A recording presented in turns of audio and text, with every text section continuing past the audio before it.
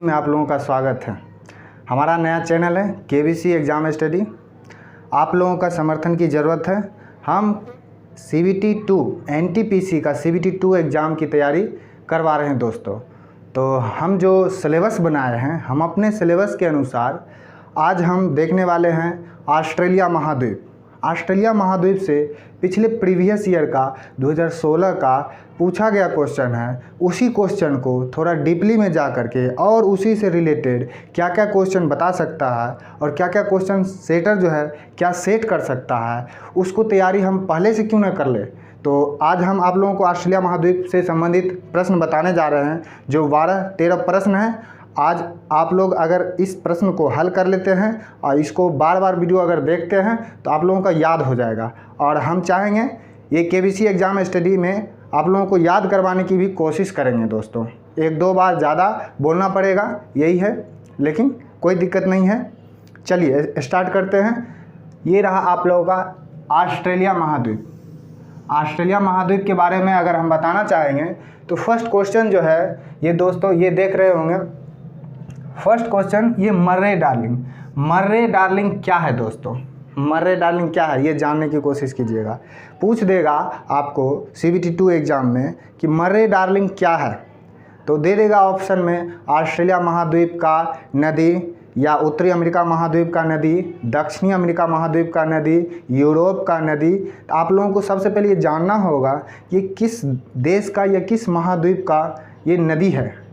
अगर हम बताते हैं ये तो ये ऑस्ट्रेलिया महाद्वीप के बारे में, तो आप लोगों को अभी तक पता चल गया होगा ये मर्रे और डार्लिंग ये 2 नदियां हैं। मर्रे और डार्लिंग क्या है?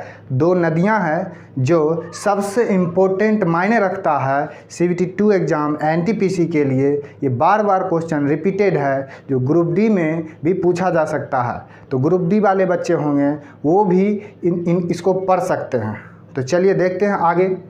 ये देखिए ये ऑस्ट्रेलिया महाद्वीप हम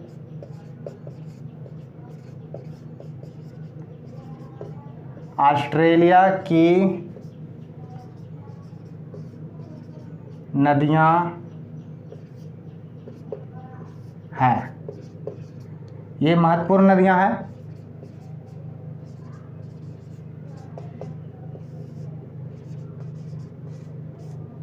याद रखिएगा दोस्तों, क्या बोले हैं? मर्रे डार्लिंग नदी।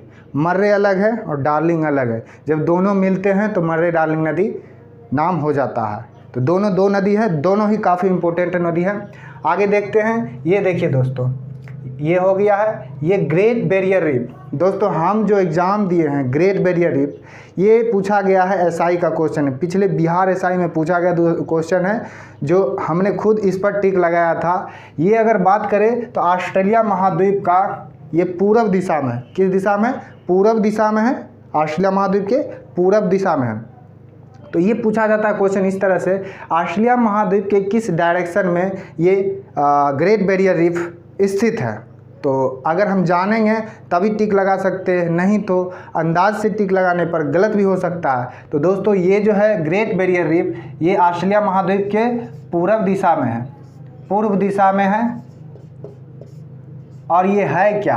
ये ग्रेट बैरियर रीफ एक प्रवाल भित्ति से बना हुआ, कोरल समझते होंगे, प्रवाल समझते होंगे, नहीं तो शैवाल जरूर समझते होंगे।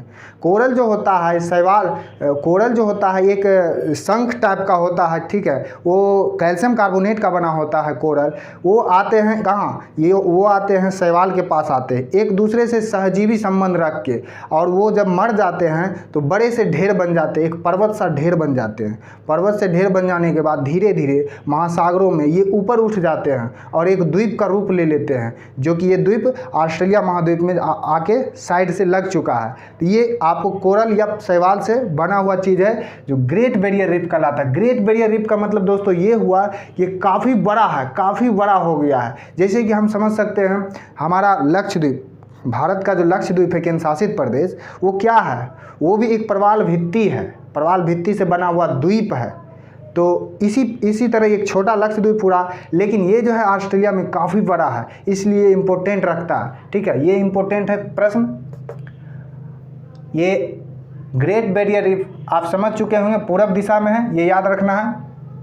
आगे देखिए ये एबोर्जिन्स देख रहे होंगे, ये एबोर्जिन्स क्या है इसके बारे में जानना जरूरी है। ये सब काफ़ी इम्पोर्टेंट, ये जो पॉइंट है हमने पॉइंट लेके रखा है, आप लोगों को इसके बारे में जानकारी देना चाहते हैं। आप चाहते हैं तो इसको पढ़ सकते हैं या स्क्रीनशॉट लेके बार बार इसको पढ़ सकते हैं।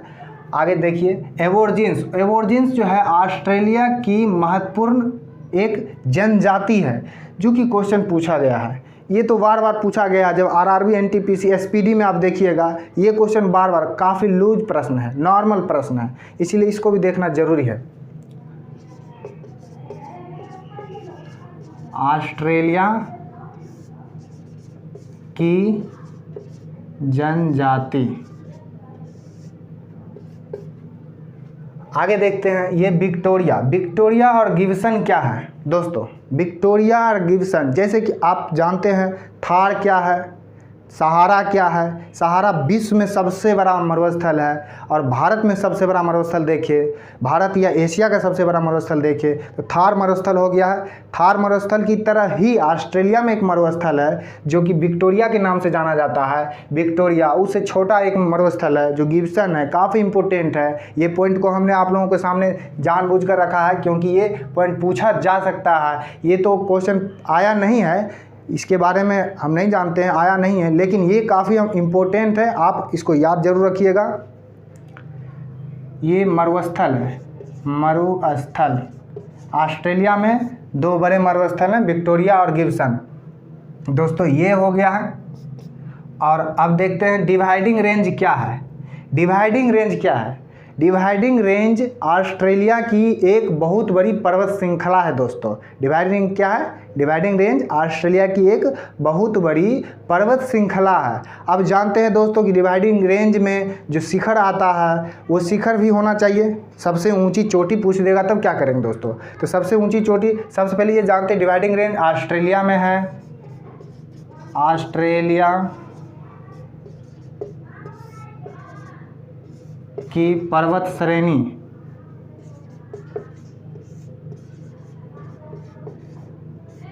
और इसी में अगर जानना चाहते हैं, डिवाइडिंग रेंज पर्वत श्रेणी है, लेकिन पर्वत श्रेणी में सर्वोच्च शिखर कौन सा है? तो सर्वोच्च शिखर हो जाएगा आपका कोस्सियुस्को।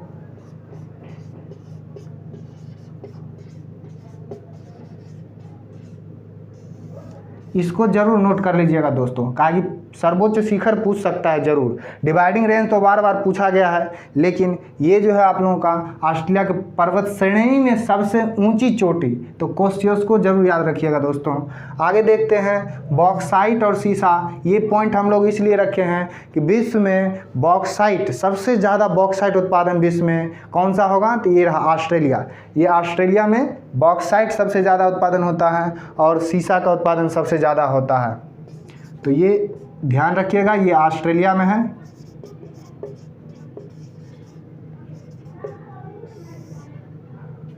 उसके बाद ये जेकारू क्या है? हमने ये पॉइंट क्यों लिया है? क्योंकि जेकारू काफ़ी इंपॉर्टेंट शब्द है। आप लोगों को शब्द सिर्फ याद रखिएगा ना, आप लोग जरूर से जरूर टिक कर दीजिएगा अगर एग्जाम में जाइएगा तो। ये जेकारू क्या है? ये जेकारू जो देख रहे हैं, जेकारू वो शब्द है, जेकारू एक नाम है, समझ लीजिए। जेकारू एक नाम है या फिर जेकारू एक वो शब्द दिया गया है उन लोगों के लिए जो कि ऑस्ट्रेलिया में भेड़ पालन करते हैं। आप लोग जानते होंगे या नहीं जानते हैं तो जान लीजिए आज, ऑस्ट्रेलिया जो है ना भेड़ पालन के लिए काफ़ी इम्पोर्टेंट है, काफ़ी इंपॉर्टेंट है भेड़ पालन के लिए। अगर वहाँ भेड़ पालन होता है तो उन मज़दूरों को क्या कहा जाता है? उन मज़दूरों को जेकारू कहा जाता है, इतना याद रखिएगा। जेकारू क्या है? तो ये ऑस्ट्रेलिया के भेड़ पालन करने वाले मज़दूरों को जेकारू कहा जाता है। ध्यान रखिएगा दोस्तों, ऑस्ट्रेलिया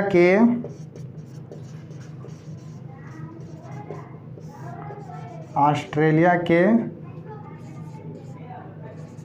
भेड़ पालने वाले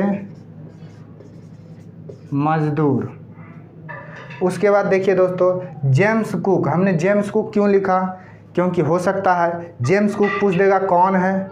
जेम्स कुक हमने लिखा है, जेम्स कुक 1600 1642 जेम्स कुक 1642 क्या है, तो जेम्स कुक 1642 में आया था कहाँ, ऑस्ट्रेलिया आया था।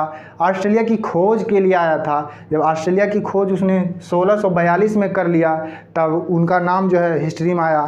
तो उसको हम जानना जरूरी पड़ता है हम लोगों को। ऑस्ट्रेलिया को खोज किसने किया, ऑस्ट्रेलिया खोज जेम्स कुक ने किया है, 1642 में किया है। दोस्तों इसको याद रखिएगा, जेम्स कुक ने ऑस्ट्रेलिया की खोज क्या है, ऑस्ट्रेलिया की खोज किया है।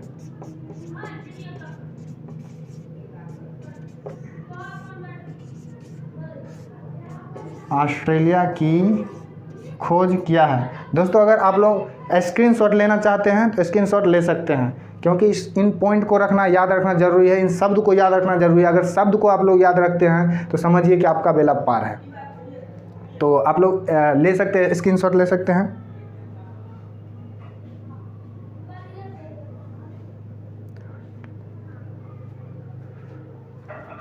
उसके बाद अगर देखते हैं, उसके बाद आ जाता है, इसको मिटा रहे हैं, 1-2 पॉइंट और है।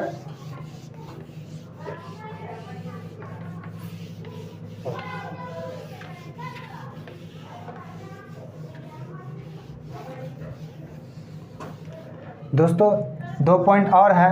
ऑस्ट्रेलिया का पशु पक्षी, ऑस्ट्रेलिया का पशु पक्षी में अगर देखते हैं तो कंगारू, कंगारू, कोकाबर्रा और आइमू, इसके बारे में आप लोग पहले से जानते होंगे। कंगारू क्या है, कंगारू एक पशु है। कंगारू क्या है, एक पशु है जो कि ऑस्ट्रेलिया का राष्ट्रीय पशु है कंगारू। कोकाबर्रा क्या है, कोकाबर्रा एक पक्षी है ऑस्ट्रेलिया का जो महत्वपूर्ण मायने रखता है। और आइमू तो बार बार पूछा गया है, आइमू पक्षी तो हमेशा पूछा गया है और पूछा जा सकता है। दोस्तों जरूर से जरूर इसको याद रखिए, ये आइमू क्या है, एक पक्षी है। आइमू एक पक्षी है, ये भी एक पक्षी है और ये एक पशु है। दोस्तों इतना ही। अगर आप लोगों को वीडियो अच्छा लगे शेयर और लाइक और सब्सक्राइब करें। आगे ही हम लोग ऐसे ही पॉइंट को लाएंगे और आप लोगों के साथ इस तरह से पढ़ाएंगे।